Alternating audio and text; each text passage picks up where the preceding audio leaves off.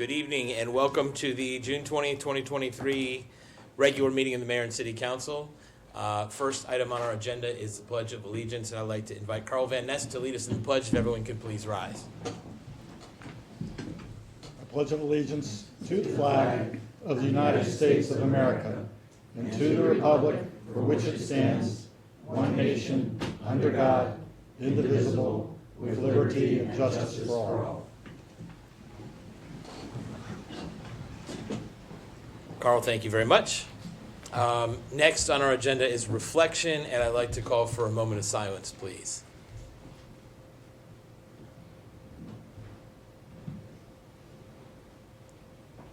Thank you all very much. Our next agenda item is approval of minutes tonight. We have two sets of minutes to approve. The first being from Monday, May 15th, regular session. What is the pleasure of the council? Mr. Mayor, I move approval of the minutes for Monday, May 15th, 2023. Second. Okay, all those in favor, please say aye. Aye. Any opposed, say nay. Okay, that carries 4-0. Next, we have the minutes from the June 12th work session. What is the pleasure of the council? Mayor, I move to confirm the minutes for June 12th work session. Second. Okay, all those in favor, please say aye. Aye. Any opposed, say nay. Carries 4-0. Thank you very much. Next, we have appointments, and I think I want to pass it over to Neil for this. Thank you, Mayor. I'd like to move I'd like to move the resolution of the City Council confirming the reappointments made by the Mayor to the Board of Supervisors of Elections. Two reappointments for 4-year terms: William Albright of Lakelands and Ty Hardaway of Kentlands, terms to expire in June of 2027. And really two great guys who live in my neighborhood, and I'm very happy to see them back on the board. Second. Okay, all those in favor, please say aye. Aye. Any opposed, say nay. Okay, that carries 4-0. And I do not see them here, so we'll have to thank them when we see them. And then we have more appointments next to several different committees. What is the pleasure of the council? Mr. Mayor, I move approval of the resolution of the City Council confirming reappointments made by you to the Educational Enrichment Committee, Personnel Review Board, Planning Commission, and Police Advisory Committee. For a 2-year term to the Educational Enrichment Committee, James Simpson. A 3-year term to the Personnel Review Board of Marvin Lynch. A 5-year term for the Planning Commission for Matthew Hopkins and Daniel Winborn. And a 2-year term to the Police Advisory Committee of Andrew Bove. Second. Okay, all those in favor, please say aye. Aye. Any opposed, say nay. Carries 4-0. Thank you guys very much, and we will have to thank them when we see them. Marvin is in attendance. Oh, Marvin. Raise your hand, Marvin. Oh, okay. Let's give Marvin a round of applause. Marvin will be serving on the Personnel Review Board, and I will make the same pitch that I always make. Getting involved in a city commission or committee is a great way to get involved, learn how the city works, contribute meaningfully to the business of the city. Highly recommend it. And the list of our boards, commissions, and committees is on the city website, so please take a look. Next, we have public comments. This is the time the mayor and council like to hear from anybody who'd like to speak on a topic. It's not a public hearing topic, and that's easy because we don't have any public hearings tonight. We ask that you state your name and address or neighborhood for the record. Keep your comments to no more than 3 minutes, and if you have more than that, just submit it to us in writing. Do we have anybody who'd like to testify tonight? Come on up, Carl. Thank you. I'm Carl Van Ness from 52 Redding Ridge Drive. I'm a proud resident of Gaithersburg. At the State of the City event, I was heartened to learn that Gaithersburg worked closely with the new business and brought them into the city rapidly and in the middle of our COVID pandemic. I'm sure that you had a wide range of city, county, and state issues that you had to overcome, and it really took a concerted effort to bring them on board. I'm also very glad with the fast work that the city does in reacting to comments regarding recycling, garbage, traffic, public safety. Good work. Last week, I was disappointed to hear how slowly things were moving with the proposed bike path and the BRT. The 355 BRT project is especially disappointing. When listening to your comments, I heard valid questions and concerns regarding minor items around the periphery of the overall project. What I don't hear are questions like, why is this taking so long to complete? You seem satisfied, maybe beaten down, to accept the slow pace of progress. Here you need to be asking, what can we do to make this go faster? And you need to be asking Montgomery Council and their transit folks. The BRT changes are especially important. A rapid bus transit system impacts the lives of folks that need it the most. When I heard that it took almost a year to go from 25 to 35% complete in their design work for basically a straight line bus route using existing roads that will not be complete until 2027, 2028, I was shocked. This is the pace of the purple line. This isn't good enough, and it's not good enough for Gaithersburg residents, and it's not good enough for our neighbors to the north and the south. You need to speak up and push Montgomery County. Everyone respects you and the good work that you're doing here. This, like the new business, demands action. If not this, pick something else and get on with it. Lingering projects keep us from moving forward with other important goals. So set up a few meetings and get going. Your work on the BRT wasn't good enough. Thank you. Thank you. Do we have anybody else who'd like to testify tonight? Okay, not seeing any here. Let me just check on Zoom. If there's anybody on Zoom who'd like to give testimony tonight, just use the raise hand feature, and I will call on you. Going once, going twice. Okay, I'm not seeing anybody.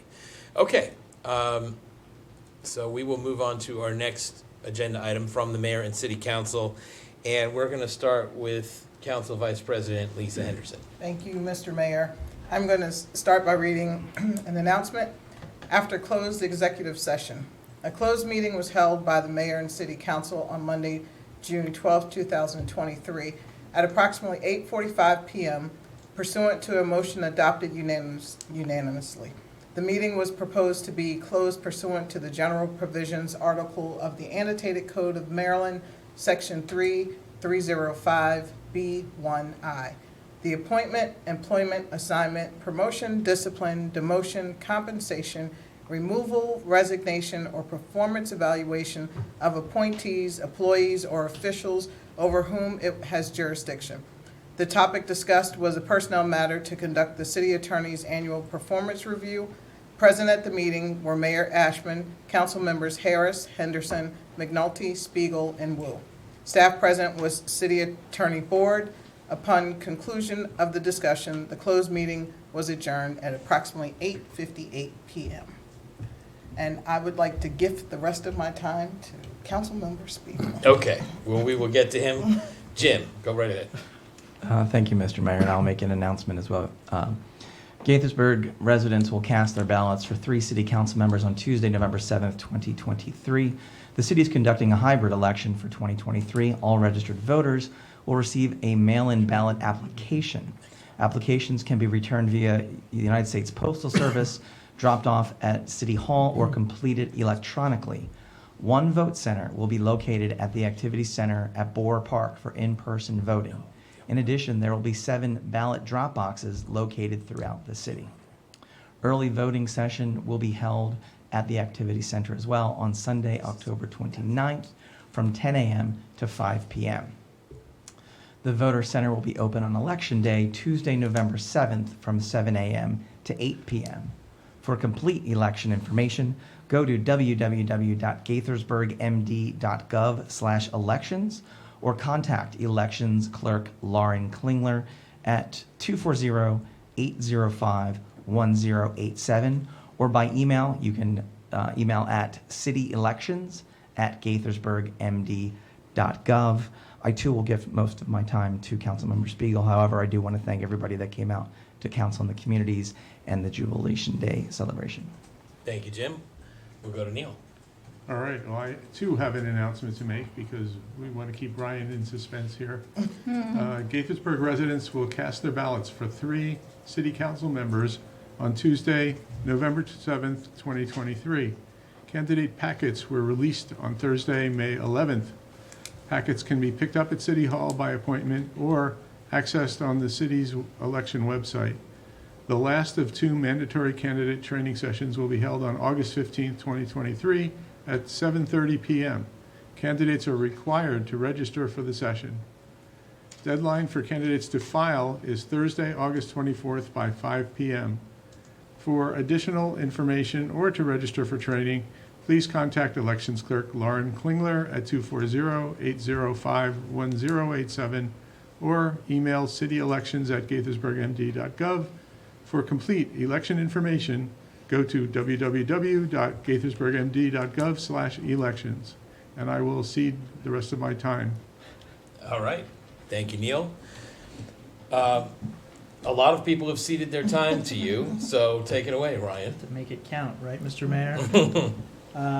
Well, I appreciate the gesture, and it's very meaningful for my colleagues, but it also shows that they know me so well that they know I'm going to need a lot of time. We were joking earlier tonight that the courtesy rule ought to be that you get at least 2 minutes for every year served. But We don't need that many.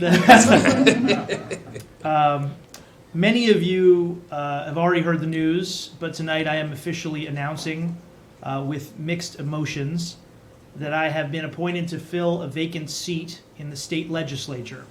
And in the coming days, I will need to resign my seat on the Gaithersburg City Council to begin my term as a state delegate representing District 17 in the Maryland General Assembly.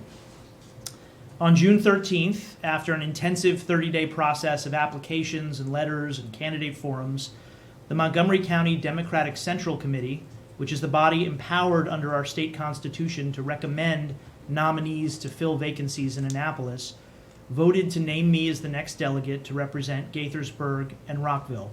And less than 48 hours later, which I'm told might be record time, Governor Moore accepted the nomination and confirmed the appointment.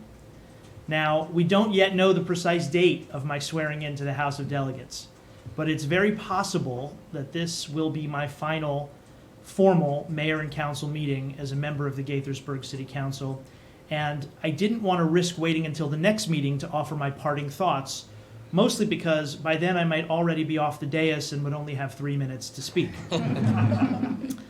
But there's no Oscars wrap-it-up music tonight, and all my colleagues have graciously conceded their time to me. So you're all stuck listening to me speak for way too long, one last time, at least one last time from this seat. Many of you know that the first race I ever ran for public office was, in fact, to be a delegate for District 17 back in 2006. I lost that race narrowly, but I like to think that because I ran a positive campaign and held my head up high and made so many new connections on that journey, some folks in the community came to me a year later and said, "Hey Ryan, there are some openings on the Gaithersburg City Council and you should consider running." And I'll be honest, I hadn't really thought much about municipal government at that time, but I was passionate about public service, so I started to research it and decided to go for it. In recent days, I've seen a couple comments on social media and blogs saying, "Ryan Spiegel has been trying to get this delegate seat for 17 years, and he's finally got it." And I'm sure those comments were well-intentioned, but respectfully, I reject that narrative. Life takes us on unexpected paths, and if we're open to new experiences and challenges, we can find so much growth and fulfillment and purpose. And I reject that narrative because 16 years of committing myself to service to this city was not some detour on my way to the House of Delegates. The crucible of countless hours and difficult conversations and impossible problems, of frustrated constituents and heart-wrenching decisions at times, the people up here know this is not an easy job for those who take it seriously. It's not even a job, really. It's a calling. Now, don't get me wrong. It is a deep honor and a great privilege to be entrusted with this position, and there are a few cool perks. But despite all the jokes about politicians, I firmly believe that the vast majority of us who do it, who sacrifice time with family, who readily make ourselves available to the entire community at all hours, who give up the chance to earn more money, we do it because we truly believe in service to others and we want to help them prosper. And those of us who do it at the municipal level, where the rubber meets the road, where we are closest to the people and can't hide from the constituent who sees us in the grocery store or the restaurant or the house of worship and proceeds to give us an earful about that pothole near their house, we have a special kind of public service calling.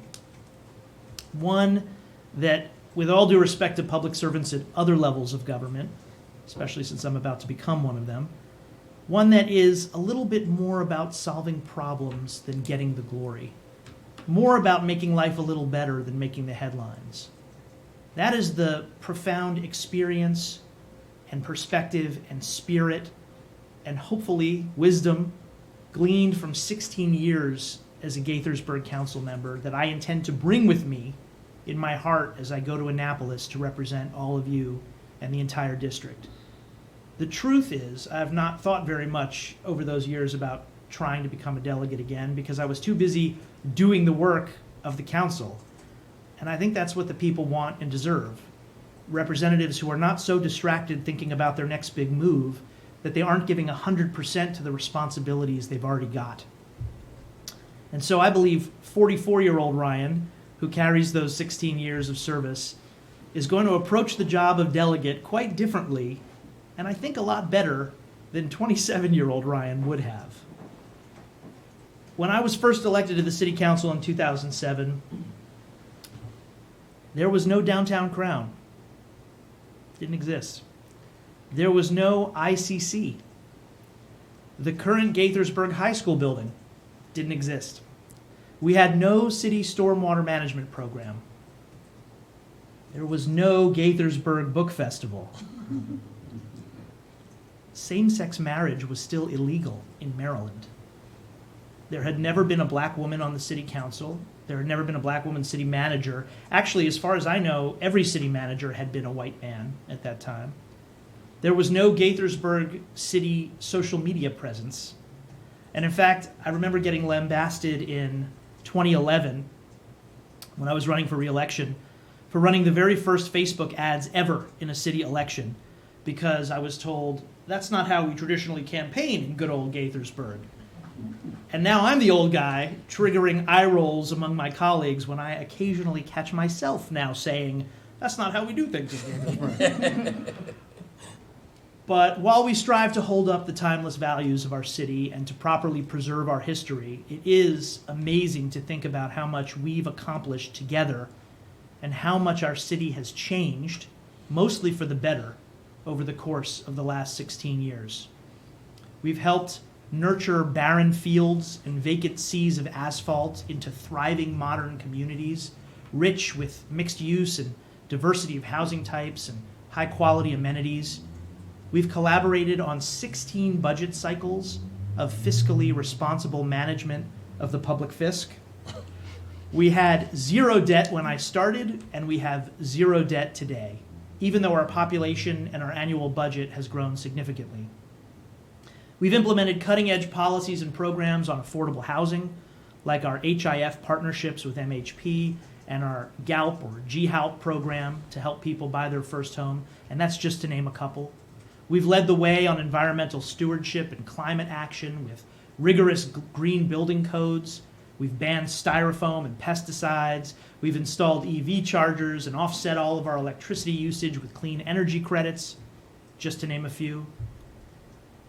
In parks, recreation, and culture, we've evolved our programs into multiple premier regional events for every season of the calendar year. We've added programs that celebrate diversity, equity, and inclusion, and we've dramatically expanded our city parkland, just to name a few. We've grown into a hub of economic development activity, the envy of so many jurisdictions. And while we're not without our problems and challenges, employers in biotech and other job-creating industries seem to be scrambling over each other to locate or grow here. When I was first elected in 2007, we didn't even have an economic development office at City Hall. Today, we have incredibly successful, curated initiatives that leverage our resources to attract and retain a wide variety of good jobs, generating the economic activity that makes it possible for us to invest in our city programs. And even in areas where we don't have direct authority, we found creative ways to lead. We've invested in public health by being a leader on the COVID response and coordinating with federal and state officials to deliver information quickly and accurately. We banned smoking in parks and playgrounds and other city properties, one of my proposals. We made big strides in education by finding creative ways to incentivize MCPS to invest in our local schools, resulting in the beautiful new Harriet Tubman Elementary School, and coming soon, a Crown Farm High School.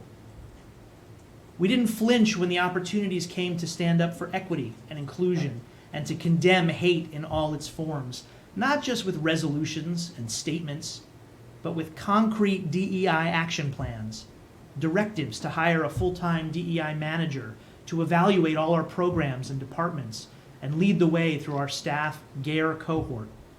We formed the Gaithersburg History Project to lift up untold stories of underrepresented communities, and we named our new flagship park after the first free black community here, Pleasant View, another one of my proposals that I'm very proud of. We directed an effort to earn a 100% perfect score on the Human Rights Campaign's Municipal LGBTQ Equality Index, and we got there at 100%. I like to think that this unwavering leadership by our city government is a key part of why people feel so welcome here and want to come here, making us the most diverse city in America. We didn't just maintain our commitment to provide significant grant funding to our nonprofit partners who provide assistance with food, housing, healthcare, student mentoring, and workforce development. A level of support unique among governments of our size, I might add. No, we weren't satisfied to do that, so we grew that commitment. We expanded our services to those most in need, one of the truest measures of a city's values, as the mayor sometimes says. And of course, we chose to invest in financial empowerment, something I consider to be a signature initiative during my time on the council. It's been amazing to watch these efforts evolve from the Bank on Gaithersburg program I proposed almost 15 years ago now, to the full-fledged financial empowerment center that we have today, and to think about the hundreds of people we've helped as we address the root causes of the generational wealth gap and systemic barriers to access and opportunity by not just giving someone a fish and feeding them for a day, but helping them learn how to fish and feeding them for a lifetime and for generations to come. My hope is that we can grow this program into a statewide model. And the crazy thing is, these examples, which we've all worked on together collectively, don't begin to scratch the surface of the hundreds of votes we've taken, the countless challenges confronted and issues addressed, and out-of-the-box ideas tried as we work to make progress day by day to slowly bend that arc toward justice and prosperity and opportunity. And along the way, there were a lot of great memories, from the eco-goats that we brought in to eat up invasive vines in our local forests. Some of you may remember that. Yep. Actual goats running free in our forests. Not a metaphor, real goats. To the time one of our colleagues rappelled down the side of the movie theater building at Rio Washingtonian Center. To times spent shutting down the bar at 2 a.m. with the governor at the MML conference in Ocean City. To the less dramatic, but always meaningful, fellowship over a beer or a bourbon in the late hours after a council meeting.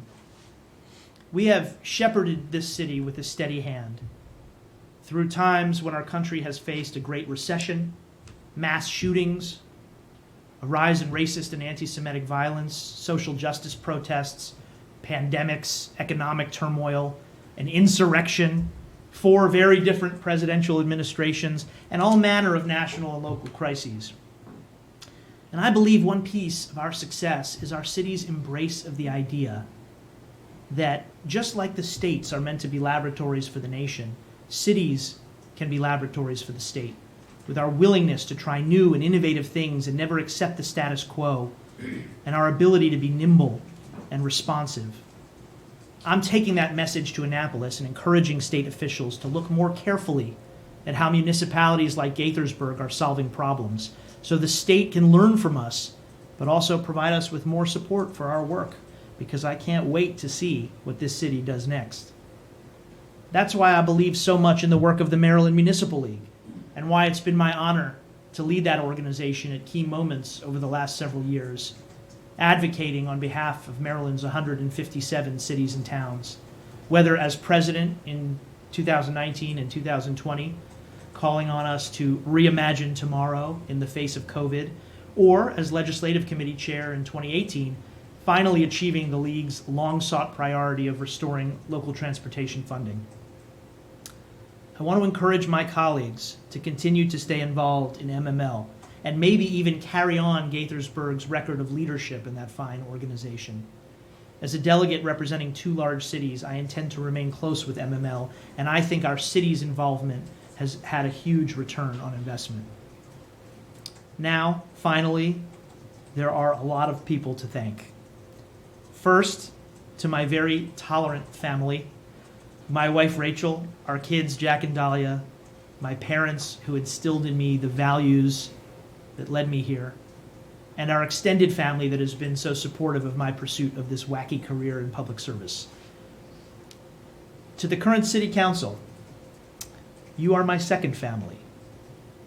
It is my honor every day to work with you, to be challenged by you, to learn from you, and to share sincere fellowship and in good times and in bad.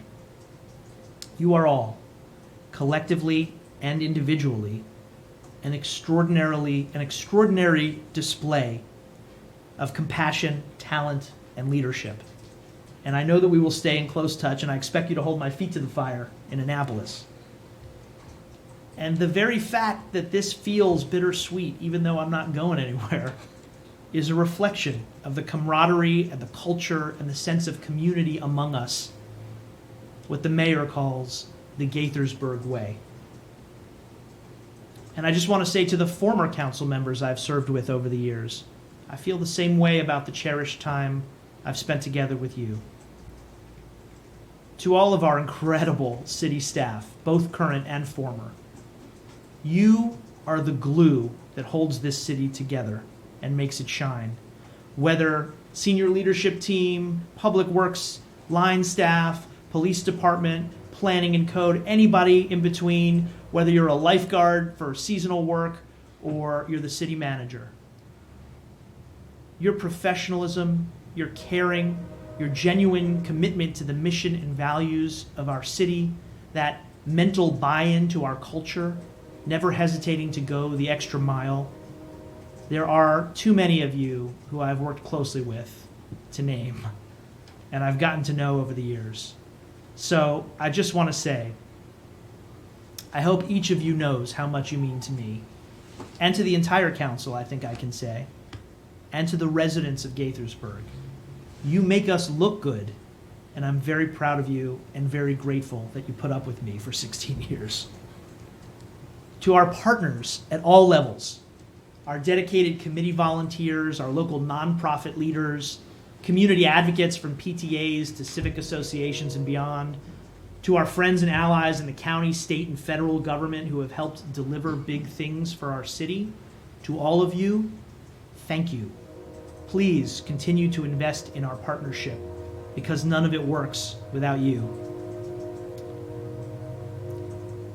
To Judd Ashman, your title might be mayor, but you are my ambassador of Quan. You are the one person who has actually served with me for all 16 years through it all. Judd, who everyone knows is a fanboy of Hamilton, has on occasion taken to calling me his right-hand man. That is a high honorific. But in the last 30 days, as I maneuvered the gauntlet of the process to become a delegate, I'm proud to say that this time he was my right-hand man, and I'm grateful. You may not know that when we were first elected in 2007, there was a bit of bad blood between the factions respectively supporting us.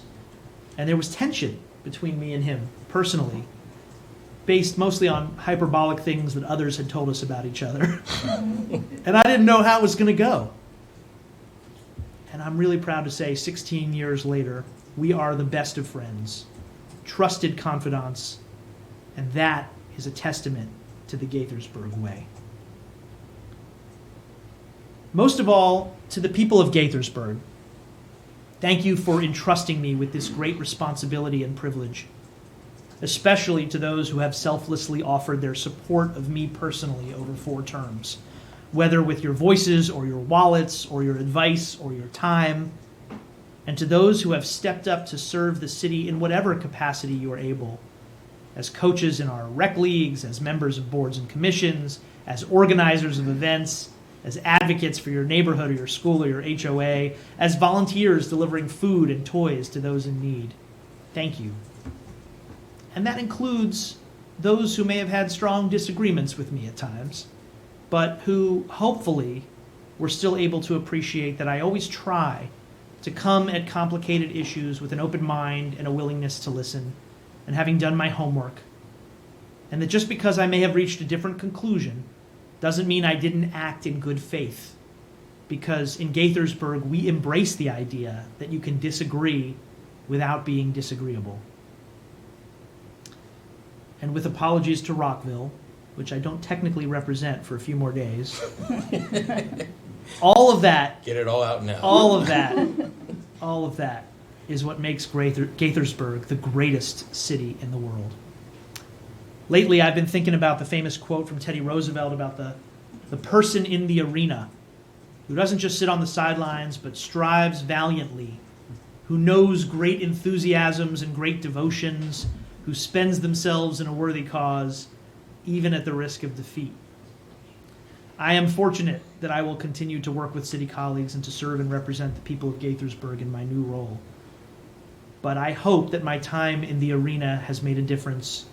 It has been a great honor to be in the arena with all of you, to serve and represent the people of Gaithersburg for 16 years.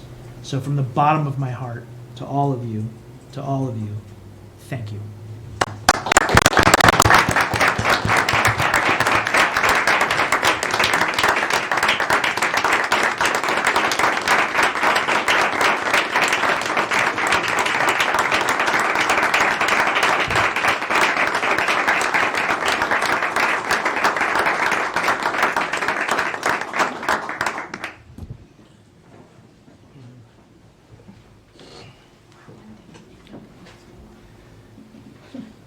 Nice.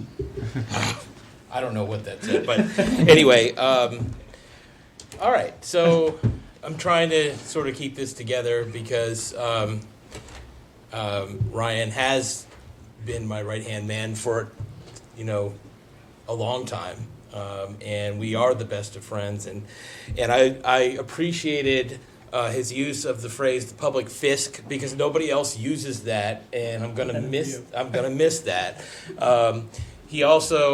He brought up Hamilton as right-hand man, and that, in that song in Hamilton is when we're introduced to the relationship between Hamilton and George Washington, and it later in the musical, we see that sort of the end of their relationship with the song "One Last Time," which Ryan snuck into his speech too, and I just want you to know I noticed that and appreciated that. There's going to be more opportunity to talk for Encomia and to talk about the proud, consequential service that you've given to the city of Gaithersburg. I'm going to ask you to borrow a lot of what you wrote there for the day. Who knows when it will happen, but one day I will be leaving the city, either retiring or going elsewhere, who knows, but I'm going to want to use like half of that stuff because I was there from day one. And when you talk about that there are people out there who sort of doubt, who may be doubting currently like what your motives were for serving in the city, and now he's finally, like, his plan is finally succeeded, and now you're going to Annapolis. I'll say this. In 2007, I might have agreed with them. You were this young upstart. You're in your 20s. You're a city council member. You just run for state office. Maybe it's just you're just a guy full of aspirations, and it's not really about what's in front of you. But the fact that we have worked together for 16 years, it's essentially it's a phrase that I heard the other night at your mom's Living Legend Award. One of the awardees used the phrase, "I bloom wherever I'm planted. I try to bloom wherever I'm planted," and that's what you did. Like it was entirely genuine. It was entirely in good faith, and you talk about the steady hand that runs the city of Gaithersburg, our tradition. For 16 years, you have been an integral part of that steady hand. I look forward. We are doing business tonight, but I look forward to opportunities to sing your praises further for what you've given, what you've done for the city of Gaithersburg. It's remarkable, and what the future holds is awesome. Just there's all kinds of opportunity. For the state, obviously, but we look at it from the city too. We see somebody who understands where the rubber meets the road in the city of Gaithersburg is going to be out there representing us in a way that's this is no disrespect to anybody who has served us in District 17, because they've been good, and they've done good work, and they've meant well, but nobody will be going there with the knowledge and the experience of 16 years where the rubber meets the road here in Gaithersburg. So I did not write out a speech, so I'm rambling here, and I'm gonna stop. But that's coming in, and thank you for the kind words. I was looking up Ambassador Kwan and have to figure out all the meanings there. We'll talk about that. Okay. So back to business temporarily. We will not have a work session next week when we normally would have, because most, if not all of us, will be at the Maryland Municipal League Conference next week. So the next regular meeting of the Mayor and Council will be held on Monday, July 3rd, and you can participate either in person or over Zoom. Next on our agenda is from the city manager. I donated my time. Okay, you donated your time. I did. And I believe Tom Lonergan-Seeger donated economic development update as well. So we got a lot of time that's been. There was a little economic development update in my speech. There was. That counts, right? That is true. That is true. Okay, so we're going to move on to ordinances, resolutions, and regulations, and I'm going to call up Maureen Herndon from our Community Services Division to talk about our community service grants. Thanks. I don't donate my time, I don't think, right? No. Thank you all. Before I present this, on behalf of Community Services, Ryan, I can't thank you enough for your incredible support, guidance, wisdom over all these years. We're really going to miss you, so thank you. I also wanted to thank the Community Advisory Committee and the Education Committee tonight, and Mary Armbruster, our Senior Program Coordinator, for the incredible work to get us to this point to award grants again for this coming fiscal year. I also have to give a shout out to our legal team. They're the ones that take all of this information and spend a lot of time putting the contracts together. So thank you, Lynn, to your team. So we're presenting the resolution to the Mayor and City Council authorizing the city manager to extend a contract for 3 nonprofit agencies for the City of Gaithersburg Community Service Grants Program for FY24. The amount of $1,055,722 was approved in the FY24 City of Gaithersburg operating budget to address social service needs through grants to nonprofit agencies, once again in the priority areas of seniors and disabled services, health and mental health, housing, financial empowerment, vocational services, food and nutrition, and youth mental health, as well as educational support. The 2 committees have made their FY24 funding recommendations for both the community service and the school-based nonprofit grant program, which continue to include a focus on inclusive community engagement and equitable services to city families and youth. With the appropriation of funding effective July 1st, 2023, the city manager is authorized to execute contracts with the awarded nonprofits for the delivery of services in FY24. And the full list is on our webpage under our grants page. 3 community service grant awards are at the allocation threshold that requires mayor and council resolution, and that would be Housing Preservation Services with the lead agency Housing Initiative Partnership for $211,522, vocational counseling coaching through Interfaith Works as the lead agency at $156,384, and our senior services funded through the Chinese Cultural and Community Service Center, CCACC, at $101,500. And again, information on all of these and all the specific awards are on the city website. Thank you, Maureen. Do we have questions or comments? Ryan, then Lisa. Well, first of all, Maureen, I just want to send the love back, and I'm actually kind of glad that we're voting on this tonight because it's sort of a nice exclamation point on the things that I've talked about and the things we've worked on together over the years. And, you know, my thanks to Community Services. I know I wasn't supposed to call out any particular division, but since you're here, we've worked particularly closely together in prioritizing grants just like these, which I talked about earlier as being a differentiator for the city of Gaithersburg.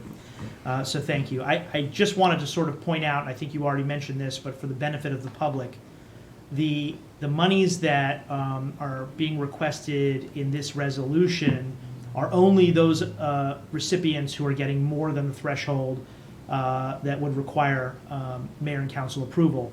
But they do not represent the total amount that's Absolutely. being allocated. There's much more in grants that's going out, but those other grants are a little bit smaller, so they go underneath the threshold of needing approval from the city council, and the city manager can approve them herself. I just want to clarify that in case people are wondering why the resolution seems like it's less than the total amount we've allocated. Because we're very proud of the total amount that we've managed to increase in the budget and contribute to these important causes. That is all I wanted to point out. Lisa. Thank you. Thank you. Hi, Maureen. Hi, Lisa. I just want to point out for the public where senior services are, because it was a question I had earlier about duplication of service potentially with Benjamin Gaither Center or in contrast to, but the senior services here at the CCACC actually benefit Benjamin Gaither Center. They do some educational training, some health educational training, tutoring. So I just wanted to make that clear for everyone. And actually, they're doing technology training, which is very cool. Okay. Both at the Gaither Center, the Oaks, and Hillside.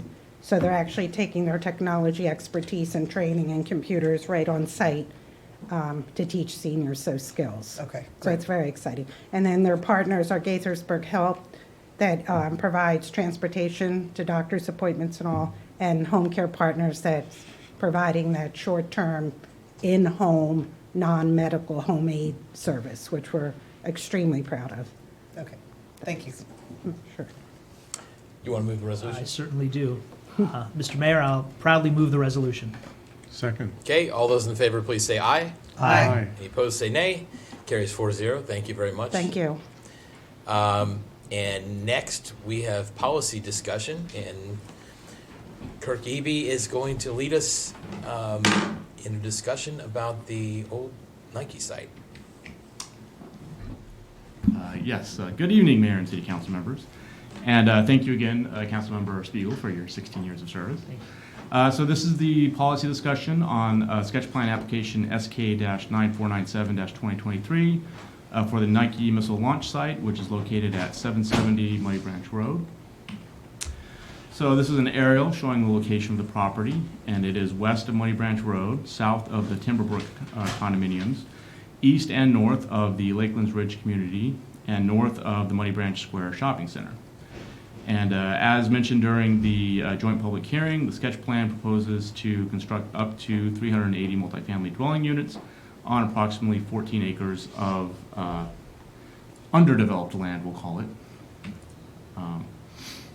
So the sketch plan, which is shown here, also known as Exhibit 3 in the packet, the sketch plan will consist of 4 block areas that are separated by green areas, along with an amenity area between blocks A and B, and a potential commemorative installation for the Nike missile site use near the entrance to the property. Each block includes 1 building with up to 5 stories in height and surface parking. And staff just wants to note that the dashed lines shown here on the drawing, they represent the extent of both the building and the parking lot. So the building probably will be much smaller than that, and the parking lot probably will surround a building. The 4 blocks are served by a single private road that will connect to Timberbrook Lane and Muddy Branch Road. So the Mayor and Council and City Planning Commission held a joint public hearing on March 20th, 2023. And there were 9 speakers from the public. The Planning Commission's record closed on April 21st at 5 p.m., and the Commission did recommend approval of the sketch plan during their May 3rd, 2023 meeting, and that is shown on Exhibit 57, which is the Communication Planning Commission document. The Council's record closed on May 19th at 5 p.m., and at the closing of the record, there are a total of 63 exhibits. So in response to comments that were received during the public hearing on March 20th, the applicant submitted a supplemental statement, which is Exhibit 53. The statement addresses 4 main issues that were raised during the public hearing: traffic, compatibility, remediation, and detailed design. So this slide is focused on the first issue, which is traffic. The applicant has provided a copy of their preliminary traffic study that was mentioned at the joint public hearing, and that is Exhibit 54 in the record. As part of that study, the applicant performed additional traffic analyses of sight distance, queuing, turning, and a single point access into the property. As mentioned during the public hearing, the preliminary traffic study shows that a traffic light will be warranted at the intersection of Muddy Branch Road and School Drive once this development project is completed. The new traffic light should provide a safer means of access to the site and should increase the safety of pedestrians, bicycles, and vehicles while crossing or turning onto Muddy Branch Road. And of course, the traffic light would be subject to approval by Montgomery County, who is in charge of all the traffic lights in the county.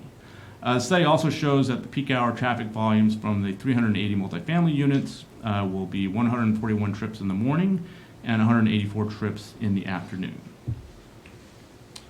So the applicant is proposing to add some striping, some paint to the existing School Drive stub-out pavement.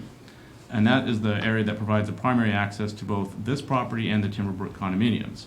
So the existing pavement is wide enough to accommodate 3 travel lanes, and the applicant is proposing to create 1 inbound lane, 2 outbound lanes, and one of those outbound lanes will be a left turn lane and a straight through movement, as shown on this exhibit here, or on this drawing here. And the other lane will be a right turn only lane. And of course, this would be in combination with the traffic light that's likely to go in there as well.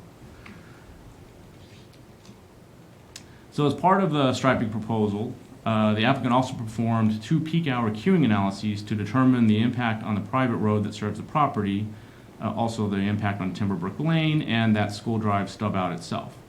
So as this slide demonstrates, for the majority of the peak travel hour, there would be 2 cars queued to turn right and 1 car queued to turn left, with no vehicles backed up onto the 2 private roads that branch off of the School Drive stub out. So no cars up onto Timberbrook's property and none onto the proposed multifamily property here. So each of those purple rectangles represents 1 full vehicle, and during non-peak hour times, the queuing would likely be less than the 3 cars shown here. They didn't do that analysis because that's typically not done because it's non-peak. So they also did look at the maximum queuing that would likely happen during that peak hour period, which is also known as the 95th percentile.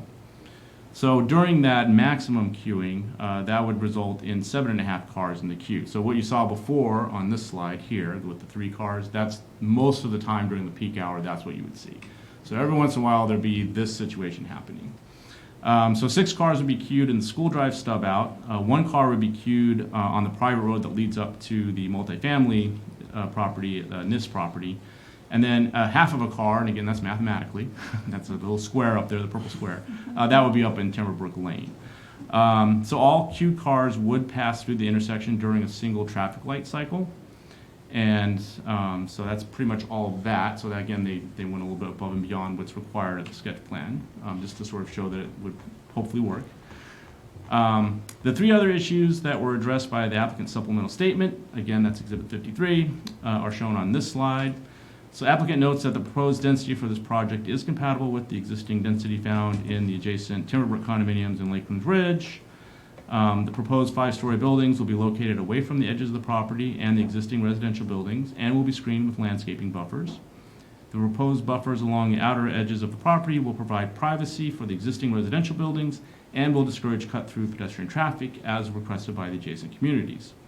And in response to questions about environmental remediation, the applicant did provide additional information about their participation in the Maryland Department of the Environment's Voluntary Cleanup Program, or VCP.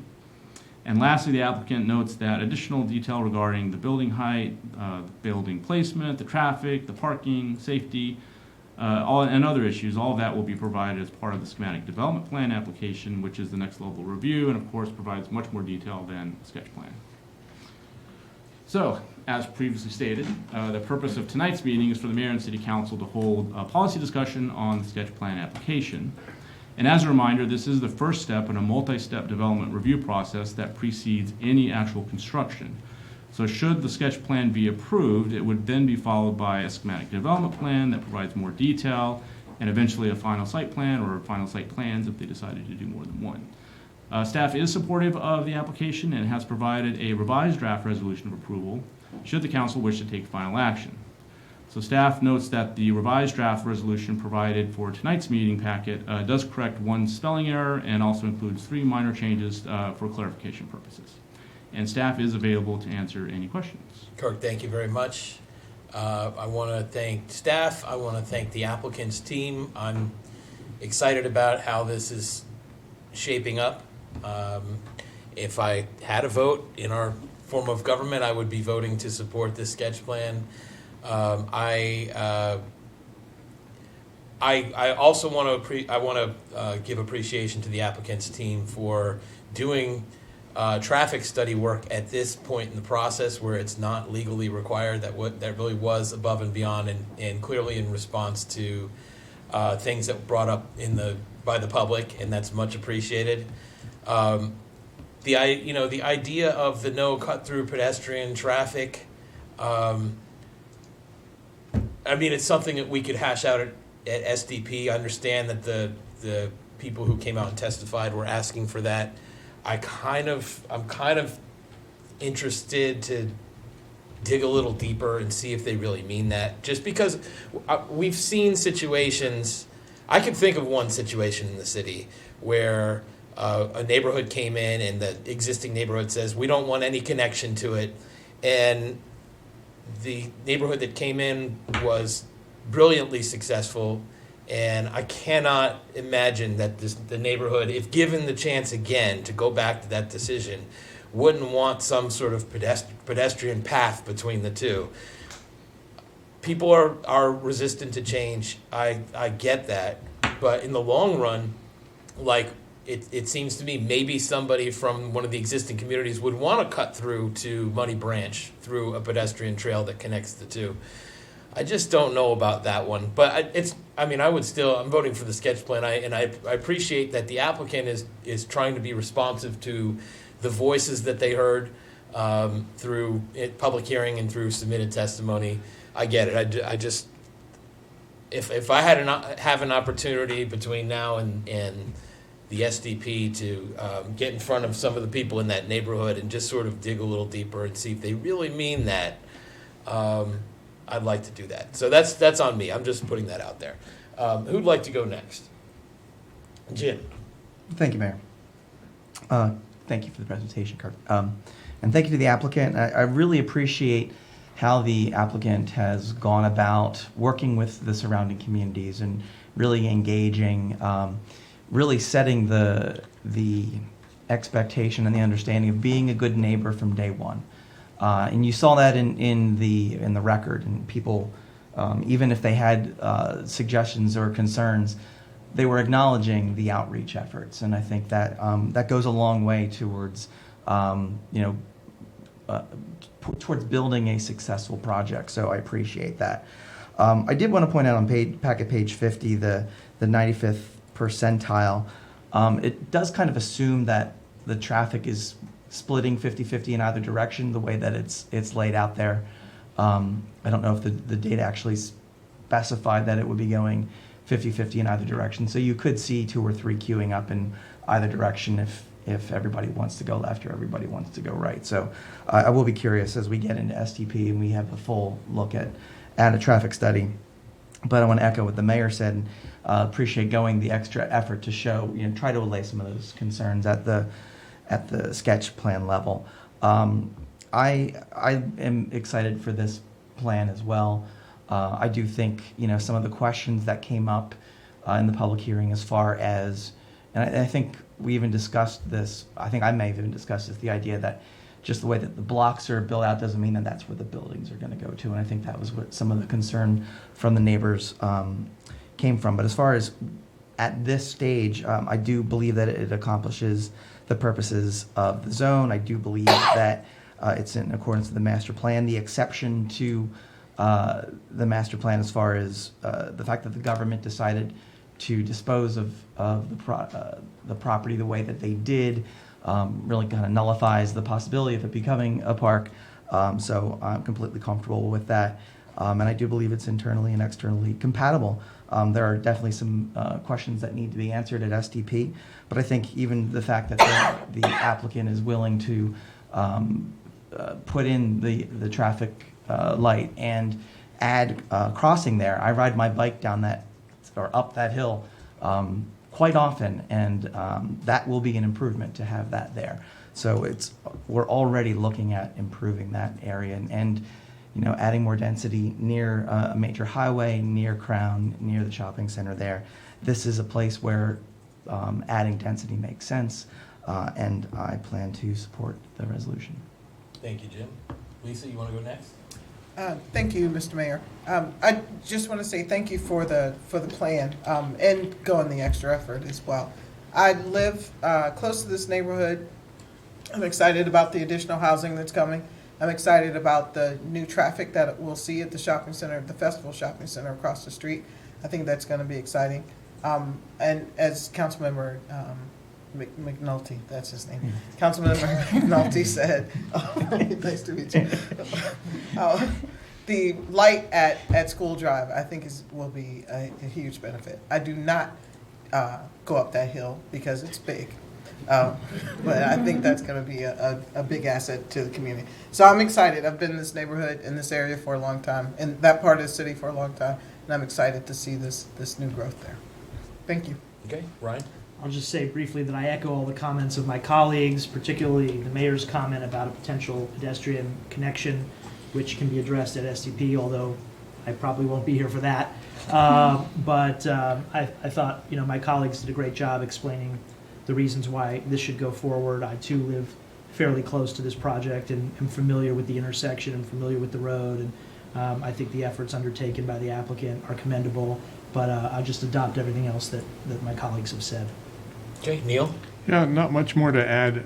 From what I remember of the comments about the pedestrian connection, I think they were more concerned with pedestrian traffic from the new residents going through their neighborhood, through their yard, since there's no obvious path through. But I was also surprised that that was an issue last time we had this discussion. Anyway, the plan looks good. Glad to see this coming about. Its property's been sitting there for a long time, just waiting for somebody to give it some love. So I'm happy to support it going forward to the next step and see where we go from here. Do you want to move the resolution? I will move the resolution. Second. Okay, all those in favor, please say aye. Aye. Any opposed, say nay. Carries 4-0. Thank you very much. Next on our agenda, next we have staff guidance, and we're going to talk about Maryland Municipal League legislative action requests. Tom Largan-Seeger is going to lead us. I'm not ceding this time, Mr. Mayor. Please don't. Good evening, and Councilmember Spiegel. I don't know what else to say other than I'm incredibly grateful for my own 12 years of working here and your support, your advocacy, your insight, your imagination sometimes, and your friendship most of all. So, but on the other hand, I do look forward to working with you, continuing in my role as kind of the legislative liaison between the city and Annapolis. So I do look forward to that new relationship with you, although I think it'll be an easy transition. Each spring, the Maryland Municipal League, or MML, solicits input from its membership to help establish its legislative priority issues for the upcoming legislative session. Issues are submitted to MML by municipalities in the form of legislative action requests, or LARs, with the hope that these matters can be improved with a legislative fix during the next session in Annapolis. Over the past several weeks, the team at Ashlar Government Relations, or AGR, and I have been soliciting suggestions and discussing a variety of issues with city staff and officials that could potentially be submitted as LARs to MML. Quite a few ideas were provided.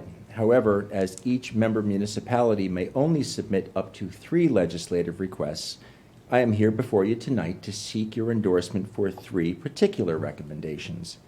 Before I do, I wanted to reiterate that these are only the priorities for which we are seeking MML's consideration to make one of their priorities. It does not mean that we cannot or will not be pursuing additional priorities of our own for the next legislative session. The first on our list of LAR requests for MML is prohibiting a homeowners association, or HOA, from revoking or altering residential parking privileges as a punitive measure to enforce the HOA bylaws or to collect past due fees, and requiring that HOAs adhere to the definition of commercial vehicle as established by the municipal or county code. While these matters might seem to be administrative or technical in nature, their effects can be problematic. Regarding the commercial vehicle definition, while recognizing that broad restrictions by HOAs on commercial vehicles are well-intentioned and meant to preserve the residential character of the community, these provisions can give rise to difficult questions regarding how to define commercial vehicles. By requiring adherence of HOA regulations to the definition of commercial vehicles established by municipal code, we hope to minimize confusion about what constitutes a commercial vehicle, foster the equitable application of the standard, and reduce the number of vehicles forced to park outside of HOA-controlled streets. Like HOAs that revoke or alter residential parking privileges punitively to enforce the HOA bylaws or to collect past due fees, the unintended consequence is often congestion along municipal roads and within neighborhoods beyond the boundaries of the association. For these reasons, I am seeking your support for this first LAR. Any Okay, questions? go ahead and say your. Yeah, before we get into the discussion, I just wanted to say for the record, although I don't think I'm required to by law, I think out of an abundance of caution, given that I'm about to join the legislature, I'm going to recuse myself from this discussion of the LAR priorities because some of them may be coming before me to vote on in the General Assembly. But I'm looking forward to the discussion from my colleagues. Okay, I think this is a terrific legislative action request because it's a real challenge. It has been a real challenge for a lot of years in the city of Gaithersburg, and our legislative authority, our authority is limited to city property and not HOA property when it comes to matters like this, and it's really been to the detriment of the city. And I agree, HOAs, as you put it, in an effort to maintain the beauty or to get people to pay their dues or whatever, are sort of exporting their problems to the rest of the city, and it's become an untenable situation. So I think it's ripe for action. Anybody else? Jim? Go ahead. I agree completely. Based on the input we've had from the public multiple times over the years, taking your own issue and giving it to somebody else is not okay. And if I'm assuming that there'll be some pushback on this, and this is not going to all get solved in 1 year, although now that we have Ryan on our side, we could easily get there. Hopefully, there'll be some thought process in how to help the HOAs along the way, but this is not the solution. So I think this is a great one, and I'm really glad to see it in the form that you've written it up. Thank Yep. you, Neil. Jim?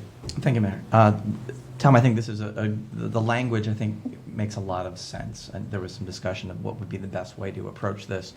Having been an HOA board member and president, we've had to deal with questions of what constitutes a commercial vehicle, and does it apply to people's driveways? Does it apply to a public street, or is it only on HOA-owned parking spaces?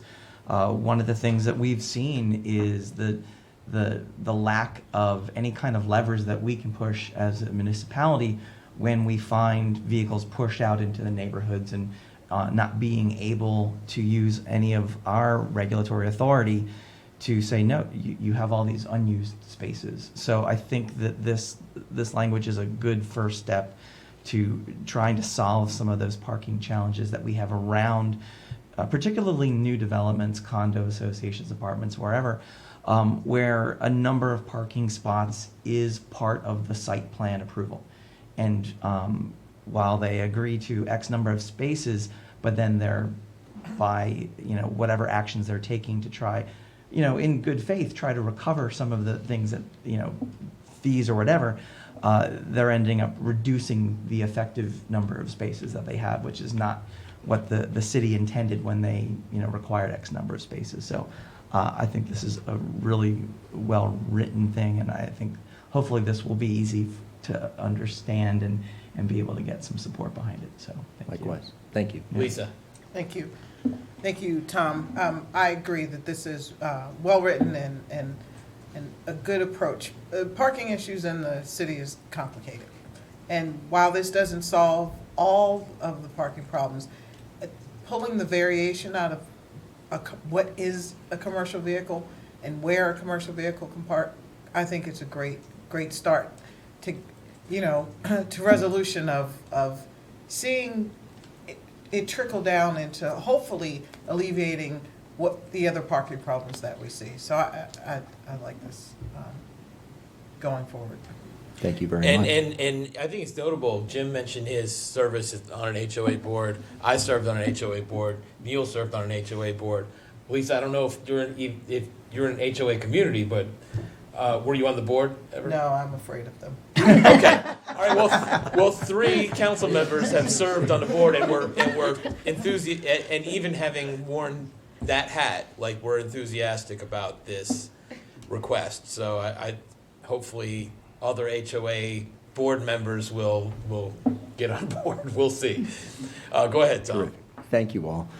Our second recommended LAR is a repeat of last year, publication requirements for charter amendments, annexations, and other public actions, specifically removing the requirement that public notice must be in a printed publication. The city is currently required to publish a notice in a newspaper of general circulation, which for us is the Washington Post. Such notice is costly, and we believe posting in more modern and go-to sources for news, including social media, will meet the intended purpose of the law without the cost. With websites, the proliferation of social media, and other online sources to disseminate information, it is important that the public notice requirements reflect modern-day information sharing. Eliminating requirements for municipalities to publish public notices in print and allowing them to advertise such notices online would save the city money, while also allowing us to notify residents of public notices more effectively. As I said, this was a priority of the city's last year, and we hope to make more progress with the effort in 2024. All for it. I mean, we've done it. This has been a priority of ours for a lot of years, and the issue is still with us. I think we should continue. All good? Go ahead. Yes, sir. Third and finally, the reintroduction of House Bill 459, Public Utilities, Street Lighting Equipment Acquisitions and Reporting, also known as the County and Municipal Street Lighting Investment Act. The bill authorizes a local government subject to specific requirements to submit a request to acquire street lighting equipment as defined from the electric company at some or all locations within the county or municipality, After the acquisition, convert its street lighting service to a customer-owned street lighting tariff established under the bill, and enter into an agreement to purchase electricity. If enacted, this legislation would create a clear, fair, and efficient process for local governments to purchase existing streetlights and assume responsibility for maintaining and upgrading the equipment. The bill would authorize a county or municipality to acquire certain street lighting equipment by purchase or condemnation, convert its street lighting service to a customer-owned street lighting tariff, and then enter an agreement to purchase electricity. It would allow us, Gaithersburg, and other cities to pay fair market value to acquire these streetlights and install low-energy bulbs, switch to customer-owned street lighting tariffs, and pay separately for street lighting equipment maintenance. The bill was introduced during the 2023 legislative session, and the city did submit written support for that bill. Passed out of committee and, as amended, went on to pass the House by a 103 to 31 vote and received a hearing in the Senate Education, Energy, and Environment Committee, but it did not receive a vote there. The bill died as a result, and our hope is that with MML's support and advocacy, it can make it over the finish line next year. Agree. We supported it last year. Still support it. Any other comments? No, I think we're good. I feel guided. All right. Thank you very much, Tom. Thank you all. From the city attorney. Two things tonight. First, I again want to thank Councilman Spiegel for his service to the city. I know a lot of city attorneys hate having attorneys on the council because they feel they second guess everything, but Ryan and I have always had a great working relationship, very respectful. Certainly understands, his duties and authorities versus mine. So I appreciate the opportunity to work with you all these years. The second item I want to talk about is some federal legislation that's pending, and hopefully get your support to submit or to contact our federal delegation to oppose this bill. It's a House bill. It's House Bill 3557, called the Preemption and Takings Act of 2023. This involves our small cell and telecommunication facilities, as well as cable franchise. This takes a lot of, I think most of you will recall, I think it's a little bit before Jim and Lisa's time on the board, but in 2019, the Federal Communications Commission issued an order that preempted a lot of local rights with regard to telecommunication facilities in our public rights of way. We were part of a group that appealed that decision, and we were largely successful on the appeal. This would take what we got back from the court and then put it in federal legislation to impose requirements on municipalities and local governments. So and actually it goes beyond what the FCC did. So it would set very short time periods for local governments to approve applications for telecommunication facilities, and if we didn't do it within a 60-day period, it would be deemed granted, and then the telecommunications facility could construct without any permits, without any notice to the city, without any traffic plans. They could just go out and construct on our right-of-way. It also empowers them to install facilities regardless of local zoning, so it would preempt any local zoning requirements, which again goes beyond what the Federal Communications Commission did. So it would also negate our ability to require any kind of concealment or stealth requirements for these types of facilities. It would also further limit our ability to collect revenues. The other thing it does is, for the first time, it includes cable in this package, where before, with the FCC's ruling, it was limited really to the small cells and telecommunication facilities. So this would also include cable franchises, so a cable company could come in and use our rights of way and would negate any franchise fees that we could collect. It would also eliminate renewals, so a cable company would not have to renew. If they have an existing franchise agreement, they could keep that forever, would never have to renegotiate that with us. It would give them the unilateral right to terminate the franchise, but not require them to remove their facilities from our public rights of way. And it would It also would limit our ability to restrict cable companies to provide other services such as streaming services and other services. So overall, this is a really bad bill for local government. This did get introduced in the House, and it kind of moved fairly quickly out of committee without really much notice and without the opportunity for local governments to testify. So it did pass favorably out of committee, but there's not been a full House vote yet, and it has not gone to the Senate either. We do know that the U.S. Conference of Mayors is opposing this legislation. We anticipate very soon that NLC and some other national organizations will oppose as well. I've been working with Tom. He's drafted correspondence to our federal delegates and congressmen and senators, so we are looking for support from the mayor and council to move forward in opposing this legislation. Okay.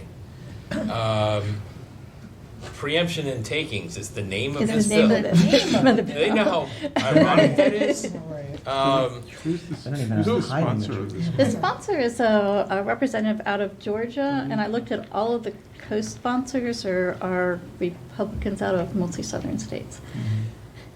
I can't think of a worse bill for municipal authority than this. This is, so anybody, come on, nobody's going to disagree. We oppose this thing. So this would give them the right to tear up the streets too, Yeah. the cable guys? Yeah. Unbelievable. Yeah.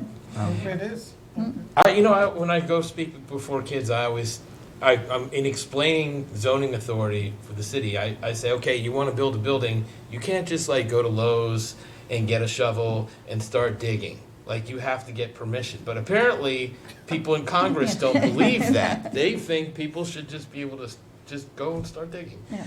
Okay, no, I'm sure this guy, Representative Buddy Carter, Yeah. hasn't received any money from the telecom lobby. Yeah. yikes, okay. He's not our buddy. Anything from any other staff? Going down, yeah. Okay, it is. Just, Yeah. just a reminder, because I yielded my time, I do want to remind the community that Summerfest is coming on. Yeah, I was gonna July do 1st. that Were too. you gonna take care of Yeah, that? you go ahead, go ahead. You should do it. All right, well, the only thing I want to say about Summerfest, which is July 1st at Borough Park, is that historically, a lot of people in the city, this is our fireworks event, and a lot of people in the city will sort of park on the periphery where they can see the fireworks, but they will not actually go to the park because they don't want the hassle and the parking and then leaving. I'm here to tell you it is worth the hassle. Come to Borough Park. It is an amazing experience. We've had tens of thousands of people very comfortably because it's a big property. And it's wonderful to see the fireworks, but it's even better to see it together with our community. And there's always like a funky dance band. It's really, it's a good experience. So I'm telling you guys, whoever's watching this, join us at Summerfest. And I will be pushing this on social media as well. And it's not that much of a hassle, really. It's not that hard to get in and out. Agree. The way it is at other fireworks, so, Agree. yeah. And it's definitely worth we it. do ours on Saturday, just so you don't have to worry about getting up in the morning for work. So join us, bring the whole family. It's a wonderful event. Please do come. Tanisha, did any other stuff? Okay. Then I will remind everyone we have no work session next week. The next regular meeting of the Mayor and Council is on July 3rd, at which, if Ryan has not been formally sworn in as a delegate, he will be here. That'll be awkward. I don't want it to be awkward. He will be here. He just won't. He won't be making that. Maybe he'll make the same speech again. We'll see. We'll see. Anyway, That was the intermission. until next time, let's do great things, Gaithersburg. We are adjourned.